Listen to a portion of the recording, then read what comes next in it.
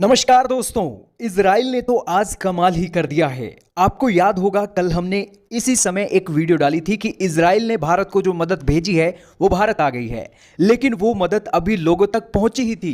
Israel के ambassador ने tweet किया ही था कि उन्होंने जो इजराइल के कंसंट्रेटर भेजे हैं वो लोगों को लगना शुरू हो चुके हैं और लोगों की जान को बचाने के लिए उन्होंने काम शुरू कर दिया है। और ये सभी बातों को हुए सिर्फ 24 घंटे भी नहीं हुए थे कि इजराइल ने एक और बड़ा ऐलान कर दिया है।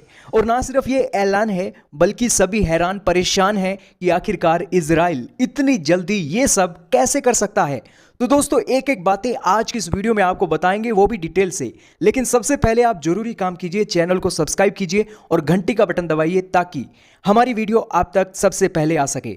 दोस्तों एक सेकंड भी नहीं लगता है वीडियो को देखते हुए लाइक और सब्सक्राइब और इसी के साथ बेल आइकन को दबाने के लिए, क्योंकि अगर आप ये काम कर लेते हैं तो हमारी वीडियो आप तक जल्द से जल्द पहुंच जाएगी। तो शुरू करते हैं आज की इस वीडियो को। हमें याद है कि कल हम भारत के विदेश मंत्री सुब्रह्मण्यम जयशंकर जी का इंटरव्यू देख रहे थे। तब एएनआई के पत्रकार ने उनसे पूछा कि आप इसके बारे में क्या कहेंगे कि जो विदेशों से मदद भारत आ रही है, ऐसा भारत की हिस्ट्री में पहली बार हुआ है जब इतनी सारी मदद भारत को मिल रही है, और ऐसा भारत के इतिहास में पहली बार हो रहा है जब भारत इतनी सारी मदद को एक्सेप्ट कर रहा है। इसके बारे में आपका क्या कहना है? तो जयशंकर जी ने जवाब दिया, जिसे आप मदद कह रहे हैं वो मदद नहीं है बल्कि फ्रेंडशिप है। आपको याद होगा भारत ने 150 से भी ज्यादा देशों के साथ फ्रेंडशिप का रवैया अपनाया था। जब दुनिया कोरोना महामारी से लड़ रही थी तब 150 से भी ज्यादा देशों के साथ हमने फ्रेंडशिप निभाई थी, अपनी दवाइयां दुनिया के देशों तक पहुंचाई थी।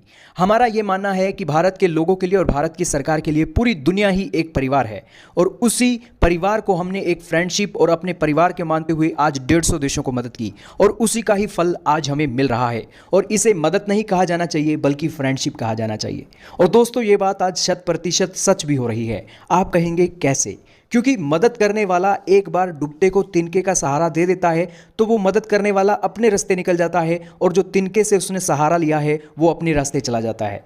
लेकिन हमारे यहाँ पर जो हमारे मित्र देश हैं, इजराइल, फ्रांस, रूस, जर्मनी, अमेरिका, इटली और वो सभी देश जिन्होंने भारत को मदद भेजी है, कनाडा जैसे देश, वो रुकने का तो नाम ही नहीं ले रहे हैं।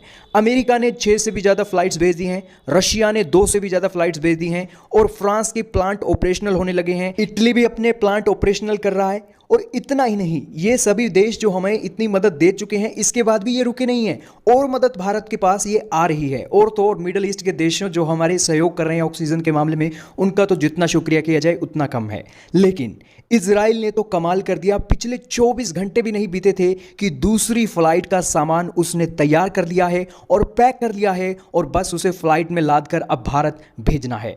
दोस्तों कुछ ही घंटों में ये फ्लाइट्स के जरिए सामान भारत आ जाने वाला है, और इजराइल ने 24 घंटे भी नहीं बीतने दिए और दूसरी फ्लाइट रेडी कर दी, जो यही दिखाता है कि इजराइल ने अब भारत के बढ़ते हुए केसों को अपना मान लिया है कि भारत में जब तक मामले कंट्रोल में नहीं आते हैं तब तक इजराइल रुकने वाला नहीं है और इमरजेंसी स्तर पर भारत की मदद करने वाला है।